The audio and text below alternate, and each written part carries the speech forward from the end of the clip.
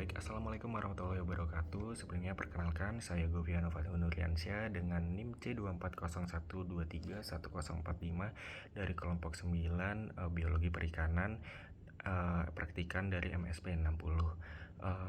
Jadi tujuan saya membuat video ini adalah untuk melakukan penugasan micro teaching yang sebagaimana kita tahu juga micro teaching merupakan salah satu tugas dari biologi perikanan dalam bentuk video. Nah, jadi tadi saya sendiri sudah melakukan kegiatan praktikum biologi perikanan. Dalam biologi perikanan sendiri kita sudah masuk ke tatap muka minggu ketiga, dan pada tatap muka minggu ketiga ini kami melakukan praktikum yang membahas mengenai reproduksi ikan.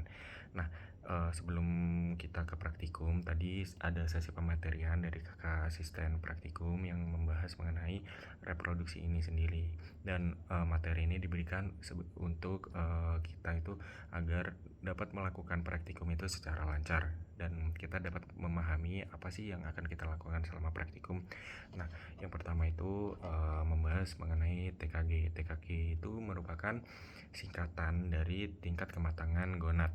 Nah, untuk mengetahui tingkat kematangan gonad sendiri, itu ada dua cara, yaitu secara morfologis dan secara histologis. Untuk secara morfologis itu kita dapat mengetahui melalui ukuran dari gonad ikan tersebut. Jadi itu kita bisa amati melalui mata telanjang kita.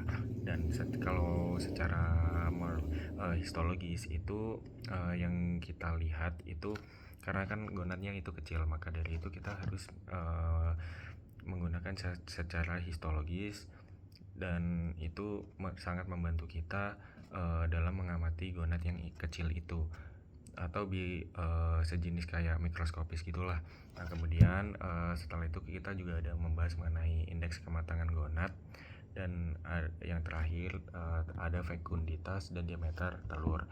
Nah, fokus kita pada praktikum yang reproduksi 2 ini adalah mengenai analisis dari fekunditas itu sendiri.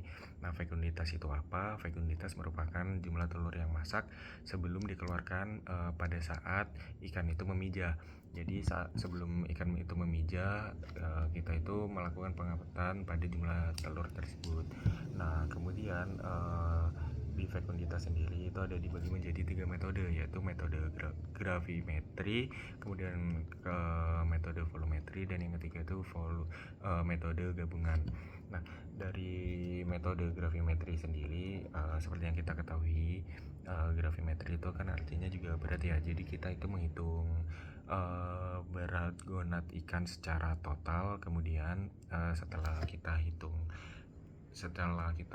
hitung bobot dari gonad tersebut menggunakan alat penimbang, kita melakukan pembelahan, yaitu yang pertama itu yang dibelah itu ada anterior itu bagian bawah pada telur ikan, kemudian bagian middle-nya, dan yang ketiga itu bagian pada posteriornya.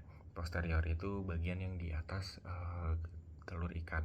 Nah, telur ikan yang di dalam itu juga ada perhitungannya, yaitu sebesar 0,1 gram. Nah, 0,1 gram itu akan diburai menggunakan bantuan aquades yang ditaruh di cawan petri. Jadi telur ikannya itu diletakkan pada cawan petri dan dikasih aquades untuk membantu memudahkan pemburaian pada ikan. Kemudian setelah melakukan pemburaian, kita melakukan perhitungan secara manual pada telur ikan tersebut untuk mendapatkan datanya, yang bisa disebut data tersebut disebut itu atau disimbolkan dengan huruf T besar.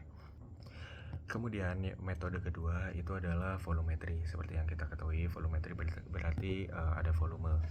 Jadi metode volumetrik ini dilakukan dengan mengukur volume dengan memasukkan gonad ke dalam gelas ukur. Nah, kemudian setelah dimasukkan ke gelas ukur itu mengambil sebagian gonad untuk dijadikan contoh, lalu mengukur kembali gonad tersebut. Nah, terakhir pada metode volumetri ini menghitung jumlah telur secara satu persatu dari contoh yang telah diukur volumenya. Kemudian yang ketiga itu ada metode kerja gabungan. Jadi metode kerja gabungan ini merupakan gabungan dari volumetri dan gravimetri. Nah, hal pertama yang dilakukan pada metode ini adalah menimbang berat total gonad yang akan diamati. Kemudian setelah dihitung bobotnya, kita ambil 5 bagian telur untuk dijadikan contoh secara acak dari gonad yang akan diamati.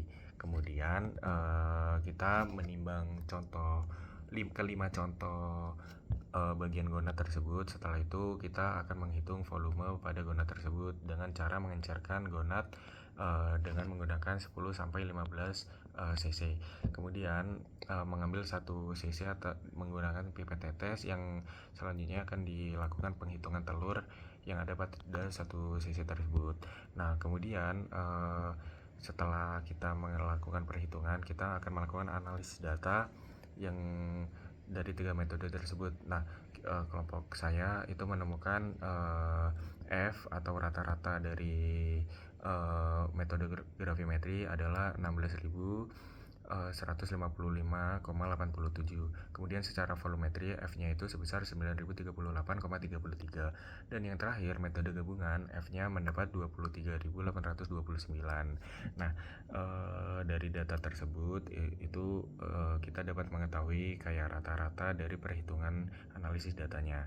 Mungkin sekian video ini dibuat oleh saya, kurang lebihnya saya mohon maaf. Terima kasih sudah menonton video ini, semoga diberikan keberkahan. Wassalamualaikum warahmatullahi wabarakatuh.